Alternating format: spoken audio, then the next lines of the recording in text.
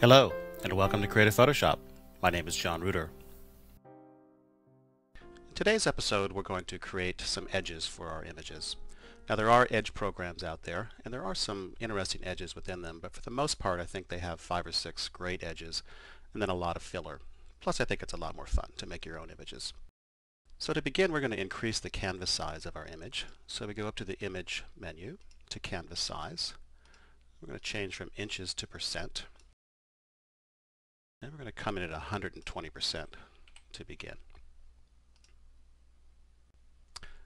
Now to actually create a new border, an edge, what we want to do is create a new layer. And we'll call this Blurred Edge, because in the end we're going to blur it. And you'll see that when it comes in transparent. So we want to fill that with the color white because we want it to be a white image. Okay, we'll say OK to that. Now, of course, it's obscuring the view of my image down below, so I'm going to temporarily change it to the darken blend mode so I can see my image underneath.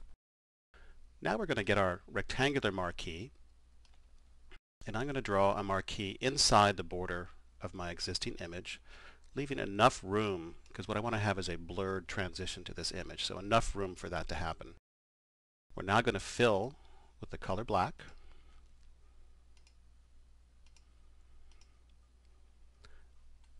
We can deselect our marquee selection. And now I'm going to change to the screen blend mode, which allows the whole edge effect to happen. The screen blend mode will take the color white and obscure any information that you see from it. And where the color black is, you'll see the image underneath. So now let's zoom in on our border. And we're going to use the Gaussian blur filter. So I go to the Blur menu, Gaussian blur. Just move it out of the way. And as you can see, I get a before and after look. 32 pixels is obviously way too much. Go around 12.5 pixels. And now you can see that we've got a nice blurred transition, very soft transition of this border image. One interesting thing about this is I can actually still manipulate this border with my Levels command. So I go to Adjustments, Levels, and keep an eye on the corner border as I move my slider to the left and to the right. So I can actually shrink and enlarge it, make it slightly sharper or more soft just by virtue of this. So you have an interactive way to control your border even after you make it. So that's kind of an interesting addition to that possibility. Let's go back to our full view, and let's shut off the view of our original layer right now. We're going to make another layer. Same process as before, and we're going to call this one Spatter, because we're going to use a spatter filter to create this border. All right, once again, we want to fill with the color white. And we will temporarily go to darken so we can see our image. And once again, we're going to use the marquee tool. And I'm going to come in a little bit tighter this time. Have a little bit larger area that I want to occur. And we're going to fill once again with the color black.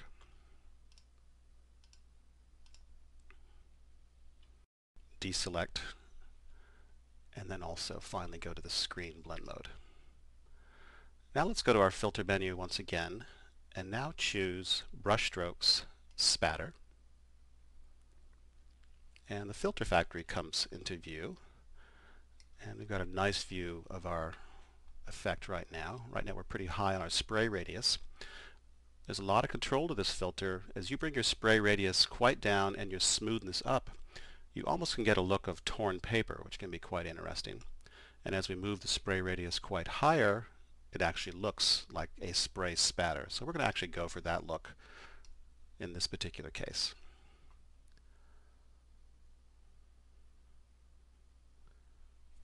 And let's zoom in once again.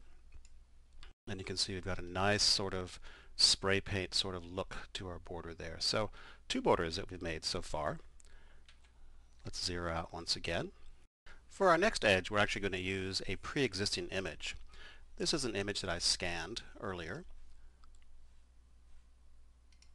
of an ink coating on paper. So I wanted to sort of duplicate the look that you would get if you were coating paper for some non-silver effects such as cyanotype or platinum or Dyke Brown. So it's just simply black ink brushed out onto a piece of paper. So I'm going to drag it onto our other image now. And you can see it's already come in at screen blending mode, probably because the other layers were already there. And you can see it's not quite the right size that we want. It's actually a little bit larger than our image. So I'm going to get my transform tool, the free transform, by hitting Command T. That would be Control T on the PC. I also want to see the full edges of my bounding boxes. So I'm going to hit Command 0 or Control 0. This allows me to, it resizes the image so that I can see where my edges are.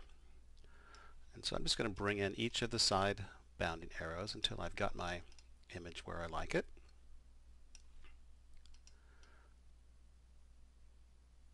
And we're going to say OK to that. Double click inside. And let's enlarge it. Let's review our edges here. We started with our blurred edge, which was just the rectangular fill that we blurred with the Gaussian blur. And then we created another one, and we used the spatter filter. And then finally we used the scanned image of the brushed ink to go over the image. Now we want to change the arrangement a little bit and bring two images up. And now I'm going to actually bring the portrait image on top of the ink image to sort of duplicate the look of a Dyke Brown and a Cyanotype.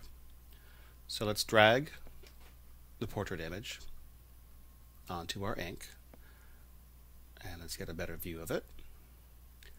And let's just nudge it up a little bit. So now we have the look of a contact print on, say, a non-silver process. Of course, now it's all in color, so it's a little false looking. So what we want to do now is do some effects to actually make it look more like a non-silver process. So what I'm going to do is create an adjustment layer for hue and saturation. Let's move our image over. And we're going to click on the Colorize button, which will give us a singular color from hue and saturation. Let's bring down our saturation, adjust our hue a little bit. So in this instance, I'm sort of looking to duplicate the look of, say, a Dyke Brown non-silver process. A few more tweaks. So there we have one look to it. And now let's say we wanted to mimic of cyanotype. We're going to bring our hue over to the blue range. And now I'm going to bring my saturation up to make that blue a little bit more intense. And I'm also going to adjust the lightness to bring the contrast down a little bit, keeping in mind there are a lot of ways to duplicate the look of a cyanotype, and it really does depend on the kind of cyanotype you're looking to mimic here. So I think you can see that the Colorize option within hue and saturation offers you a huge range of color options in terms of mimicking certain non-silver processes. So that's it for our edge creation episode. I hope you enjoyed it. In our next episode, we're going to take a scanned transfer image and transform it into an edge, just as we have done today, and then do some other steps to make the perfect digital transfer. So there you have it for today's Creative Photoshop. I do invite you to visit my website at www.johnreuter.com and take a look at the workshops that I offer in Photoshop around the country. Thanks for listening in, and we'll see you next time.